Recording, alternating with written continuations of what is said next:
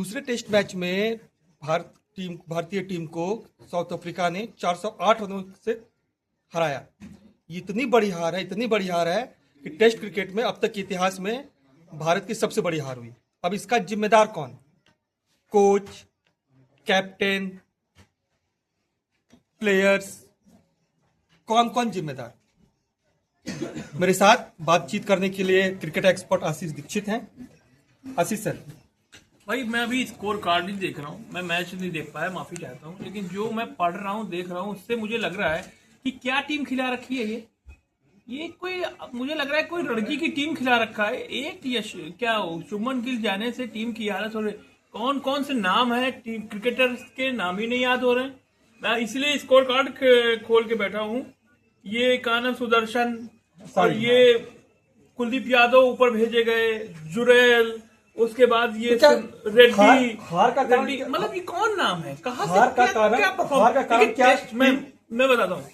Test का Australia आप जाइए, ऑस्ट्रेलिया में 28 साल 30 साल और कोई 31 को 32 साल के क्रिकेटर्स जब क्वींसलैंड और न्यू साउथ वेल्स और तमाम रणजी खिलाड़ी जो उनके स्टेट है वहां खेल कर वो 32 साल के हो जाते हैं, तब जाकर उनका टीम में सिलेक्शन होता है।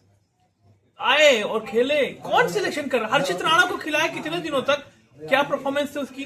सीधा निशाना आप जो पूछना चाह रहे हैं, गौतम गंभीर अननेसेसरी प्रेशर बनाकर विराट कोहली, रोहित शर्मा तो चलो मान लेते हैं कि टेस्ट के क्रिकेटर नहीं थे, लेकिन विराट कोहली, चेतेश्वर पुजारा, तमाम खिलाड़ी जिनमें अभी 2-4 साल की क्रिकेट बाकी थी, उनको उन्होंने अननेसेसरी प्रेशर बना करके आउट किया। और उसका नतीजा ये है कि मैं नई टीम बिल्ड कर रहा हूं। नई टीम बिल्ड करने में क्या हुआ? ऐसा नहीं होता। अब लगातार सीरीज हारते जा रहे हैं। स्मूथ टेंशन होता है किसी भी टीम का। नए खिलाड़ी आते हैं, पुराने जाते हैं, ये तो नाम ही लग रहे कौन है, कहां से आए। नहीं, लेकिन अरे आप सरफराज को, मैं कह रहा हूं खुले मंच से मैं चैलेंज कर रहा हूं, आप सरफराज को खिलाइए ना भाई। सरफराज को क्यों नहीं खिला रहे हो आप? क्या पॉलिटिक्स है? बंदे ने कितना बढ़िया 50 मारी है, अहमदाबाद में आज अच्छे रन बनाए, सरफराज को क्यों नहीं खिला रहे हो आप? कितने रणजी खिलाड़ी अच्छे पड़े हुए हैं, उनको क्यों नहीं खिला रहे हो? जो उभरते खिलाड़ी, जो पूरा भी रणजी सेशन गया। मतलब आप कहना चाहते हैं कि जो गौतम गंभीर एक्सपेरिमेंट कर रहे हैं, बहुत ही खराब एक्सपेरिमेंट है और टीम कॉम्बिनेशन चाहता, मतलब अभी मैं उनकी पीसी सुन रहा था कि उनसे पूछा किसी ने कि भाई टीम हार कैसे गई, तो उन्होंने कहा कि नहीं आप इस्तीफा कब दे रहे हैं या टीम हार, ऐसे कुछ मोटा मोटी सवाल था। तो उन्होंने क्या कहा कि मैंने तो चैंपियंस ट्रॉफी जितवाई है। हाँ। अरे भाई आपने चैंपियंस ट्रॉफी कहां से जितवा ली? मेरा सीधा सवाल गौतम गंभीर से है, आपने कहां से जितवा ली? खिलाड़ियों का प्रदर्शन था तब जाके चैंपियंस ट्रॉफी जीते। गौतम गंभीर ने कहा कि मैंने और कॉन्फिडेंस जितवाई नहीं है, एशिया कप जितवाया। हाँ, आपने सब जितवाया, तो बाकी खिलाड़ी। अब जब उनके इस्तीफे की बात हुई कि क्या इस्तीफा देंगे, तो उन्होंने कहा कि जो उनका फ्यूचर है अब वो बीसीसीआई को डिसाइड करना है कि वो क्या करें। बिल्कुल बीसीसीआई को डिसाइड करना चाहिए। टीम सिलेक्शन कमेटी में कौन लोग हैं जो ऐसी टीम सेलेक्ट कर रहे हैं या सेलेक्ट करके दे रहे हैं, उसके बाद कोच और कप्तान को उन्हीं में से खिलाड़ी उठाने पड़ रहे हो, खिलाने पड़ रहे हैं।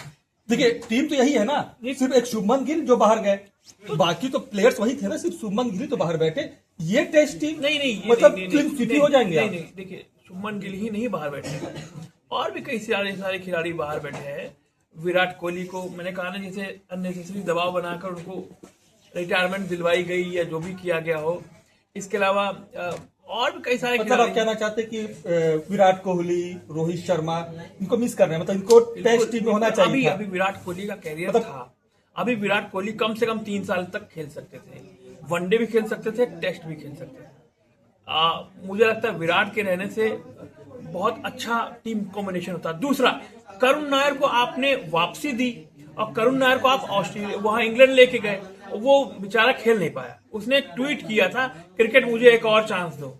आपने चांस तो दिया, लेकिन आप गलत जगह उसको लेके उठा के लेके गए, आप इंग्लैंड उसको उठा के लेके गए, और खुदा न खास्ता उसका बल्ला वहां नहीं चला। उसको यहां मौका देना चाहिए था, इस सीरीज में मौका देना चाहिए करुण नायर को। अच्छा परफॉर्मेंस कर रहा था। ये तो बात हो गई कि उसको भी नहीं खिलाया। ये तो बात हो गई कि हारे कैसे, जिम्मेदार कौन कौन। लेकिन क्या इस जो दूसरा टेस्ट मैच था, इसमें जो इंडियन प्लेयर थे, पंत, बुमराह, इन्होंने बदतमीजी नहीं की? साउथ अफ्रीका तो पहले मैच में की बदतमीजी, तो पहले मैच में ओवर एक्साइटेड थे, जो उन्होंने कहा बौना, बमुआ को उन्होंने बौना कह दिया, अब्यूज यूज हुआ। कहते हैं ना कि आप दूसरे की कैलिबर पर, दूसरे की काबिलियत पर उसकी शारीरिक क्षमता को देखकर निशाना मत बनाइए। वो बंदा क्या कर सकता है, उस बंदे की किस्मत में क्या लिखा है आपको नहीं पता, क्योंकि अपनी मेहनत से, अपनी मेहनत से वो क्या कर सकता है और उसकी किस्मत में क्या लिखा है। इसीलिए कभी भी मैदान पर ऐसी बात कहनी चाहिए ताकि वो मैदान के बाहर जाए तो कम से कम आदमी ये सोचे कि हाँ चलो मैदान की बात मैदान में थी। लेकिन आजकल सोशल मीडिया के जमाना है, स्टंप माइक है, सबसे इंपॉर्टेंट स्टंप माइक है, जहां आप कुछ भी कहते हैं और वो तुरंत पकड़ में आ जाता है कि क्या कह रहे हैं आप। और गूगल ट्रांसलेटर है और तमाम कितना क्रिकेट हो रहा है कि लोग एक दूसरे की भाषा को समझते और पहचानते हैं। अब वो दिन चले गए कि जब इशारों में रन लेते थे या हिंदी में बोलकर रन लेते थे। बाकायदा कोडिंग होती है, बाकायदा किस अंदाज से कोई प्लेयर किससे बात कर रहा है, वो बाकायदा सब टीम मीटिंग में, जब टीम मीटिंग होती है तो उसमें बाकायदा पता लगता है कि कौन क्या चाहता है, कैसे कौन बात कर रहा है। वो तो मुझे लगता है कि बहुत इस मामले में सोचने वाली बात है। तो क्या ये पूरी की पूरी टीम बदल देनी चाहिए, कोच बदल देना चाहिए? नहीं, देखिए कोच तो भाई जिस तरीके से इनका सिलेक्शन हुआ है, मतलब इंडियन पिच पे इनका सिलेक्शन ही मतलब इंडियन पिच पे 400 रन से हारना है टेस्ट में, तो 400 मतलब एक इनिंग में बनता है। मैं बता रहा हूँ ना कि जिस तरीके से कोच का सिलेक्शन हुआ है, इलेक्शन नहीं हुआ है, सिलेक्शन हुआ है, उठाया और रख दिया गौतम गंभीर को। मुझे लगता है इनसे भी बहुत सीनियर खिलाड़ी पड़े थे जिनको कोचिंग का अनुभव हो सकता था। उनको अगर आप कोचिंग का अनुभव देते तो एक मुझे लगता है कि अभी टाइम और लोगों का था। उसके बाद गौतम गंभीर का आगे थोड़ी जा रहे थे, लेकिन उनको आनंद फानंद में कोचिंग दे दी गई। अब वो श्रेय सारे चीजों को लेना चाहते हैं कि मैंने ये जिताया, मैंने वो जिताया, तो हार का ठीकरा भी तो फूटेगा भाई। मैंने सुनील गावस्कर सुना था, सुनील गावस्कर कह रहे थे कि जब आप जीते तब तो आपने सवाल नहीं पूछा, अब हार गए तो गौतम गंभीर से सवाल हो रहे हैं। अरे पूछेंगे क्यों नहीं पूछेंगे भाई, सवाल तो पूछना बनता है। अब आप अगर जीत पर भी आपसे सवाल पूछे गए तब आपने जश्न मनाया सारी चीजें, हार पर भी आपसे सवाल पूछे जाएंगे उनके परफॉर्मेंस को लेकर। क्यों नहीं, मतलब हाँ हार गए ठीक है, लेकिन मतलब जब जीते तो इतने सारे सवाल नहीं है ना। जब आदमी जब जीतता है तो मतलब सब पॉजिटिव बातें होती हैं, जब हारेगा तो निगेटिव बातें होती हैं। हारेगा तो निगेटिव बातें होती हैं, होनी चाहिए, लेकिन ऐसी हार थोड़ी होनी चाहिए 400 रन से हार जाओ।